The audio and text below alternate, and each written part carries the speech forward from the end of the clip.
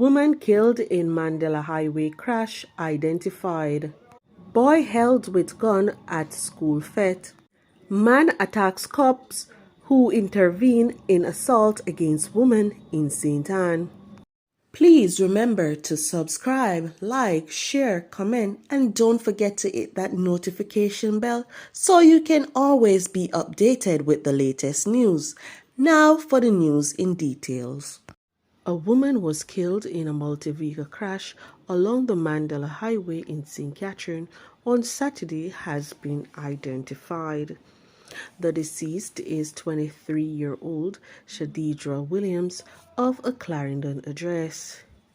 Police report that about 5:45 a.m., Williams was a passenger in a Mercedes-Benz SUV traveling on the highway heading to St. Catherine when the vehicle collided into the rear of a parked truck. As a result of the collision, the Benz careened and crashed into a Suzuki Vitara motorcar that was traveling in the same direction.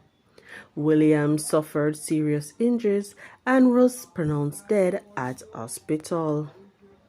There were no other serious injuries, the police stated. Charges are pending for a 17-year-old boy who was held with a gun on the compound of a high school in St. Catherine on Friday.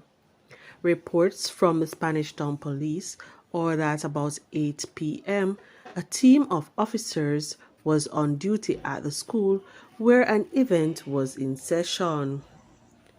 On the approach of the lawmen, the boy was reportedly observed acting in a manner that aroused their suspicion and he was accosted. The police stated that the teenager was searched and a Beretta 9mm pistol was reportedly seen in a bag he had in his possession.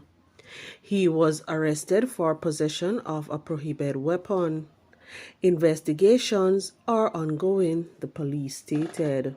The Brownstown police in St. Anne are searching for a man who attacked a woman inside her house in Stanfast district.